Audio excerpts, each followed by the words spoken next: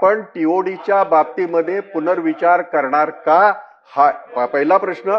आणि त्या बैठकीला आम्हा सगळ्यांना बोलवणार.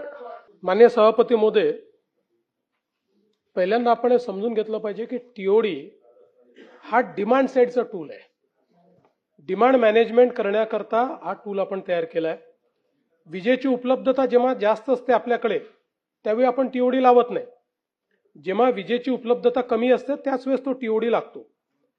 आणि शेवटी आपल्याला अल्टिमेटली मी जे सांगितलं की याच्या सगळ्याच्या मागचं गणित काय आहे, गणित हेच आहे की जो सामान्य ग्राहक आहे या सामान्य ग्राहकावर कमीत कमी बोजा आला पाहिजे.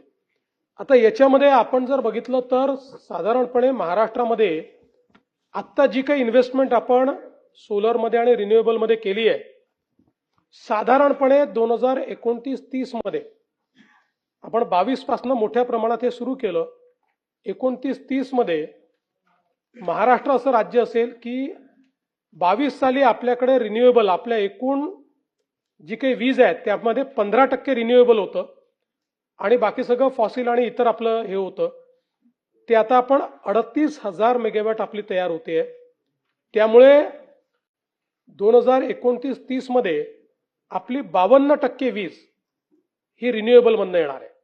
तेवढं इन्व्हेस्टमेंट आपलं सुरू आहे आणि ते दरवर्षी आता होत आपण 52% त्या ठिकाणी पोहोचतो आहोत.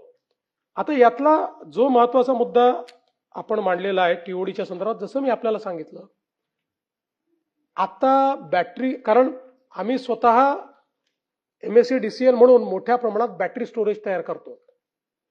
आम्ही बॅटरी स्टोरेजचं आमचं जे काही टार्गेट ठेवलंय ते ठेवलंय या ठिकाणी 1,00,000 मेगावॅट अवरचं. 1,00,000 मेगावॅट अवरचं आम्ही ठेवलंय, कारण भविष्य हेच आहे. आणि आता रोजच याच्यामध्ये मी असल्यामुळे मी आपल्याला सांगू इच्छितो की आता बॅटरीचे भाव कमी झाले आहेत, त्याची टेक्नॉलॉजी बदलली आहे. आणि आपण जर माझ्यासोबत बसलात तर मी आजच आपल्याला सांगतो की बॅटरीत इन्व्हेस्टमेंट करून तुम्ही ओव्हरऑल जास्त पैसे कमवाल. बिना बॅटरीचे आज तुम्ही जे पैसे कमवताय ना त्यापेक्षा जास्त पैसे तुम्ही बॅटरीत इन्व्हेस्टमेंट करून कमवाल. कारण एकच उदाहरण आपल्याला सांगतो, आता डेटा सेंटर्स येणार आहेत. डेटा सेंटर्सला ग्रीन पॉवर हवी आहे. त्यांना जर आपण 24 आवर्स ट्रेसेबल ग्रीन पॉवर दिली तर काही रेट द्यायला तयार आहेत.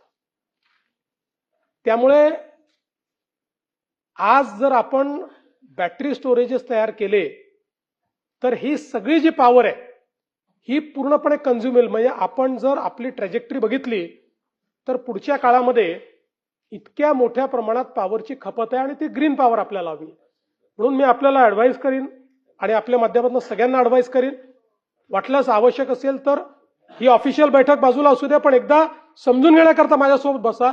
मी तुम्हाला हे प्रूव्ह करून दाखवतो की आजही बॅटरी स्टोरेजमध्ये तुम्ही इन्व्हेस्ट केलं तर तुम्हाला अधिक पैसे मिळतात. टीओडीचा प्रॉब्लेम तुमचा परमनंट सॉल्व्ह होतो आणि जो काही सामान्य ग्राहकावर बोजा पडतोय तो बोजा देखील त्या ठिकाणी पडणार नाही.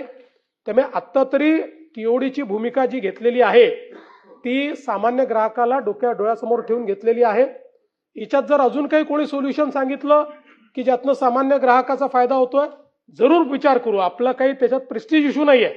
आपलं शेवटी जो काही आपला प्रयत्न आहे तो एवढाच आहे की सामान्य ग्राहकाला फायदा आला पाहिजे. जसं मगाशी त्या एका इंडस्ट्रीचं सांगितलं, त्या इंडस्ट्रीला जो फायदा तो त्या इंडस्ट्रीलाच नाही सगळ्या इंडस्ट्रीला मिळत होता. पण का मिळत होता याचं कारण कॅल्क्युलेशनची चूक होती.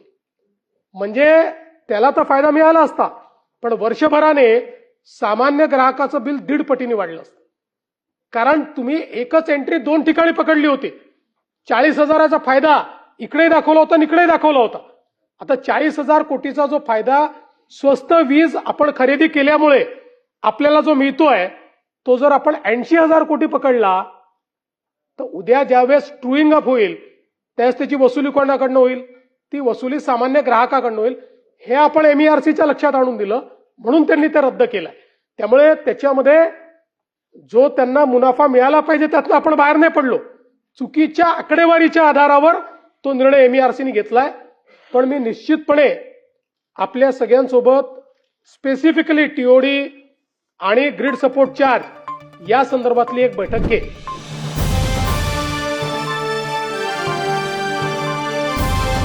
समाजकारण, प्रशासन आणि राजकारणातल्या अचूक विश्लेषणासाठी बखर लाईव्हच्या सोशल मीडिया प्लॅटफॉर्म्सना लाईक, फॉलो आणि सबस्क्राईब करा.